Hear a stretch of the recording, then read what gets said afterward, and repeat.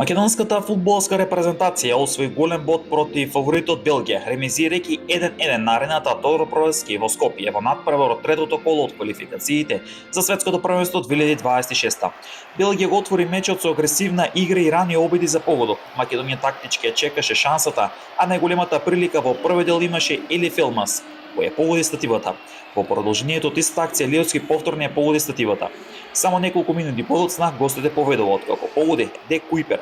Асистенција на Лукако. Во второто полувреме Македонија тргна по изравнување. Елмаз во 51-та минута погоди, но ВАР го поништи голот поради офсаид.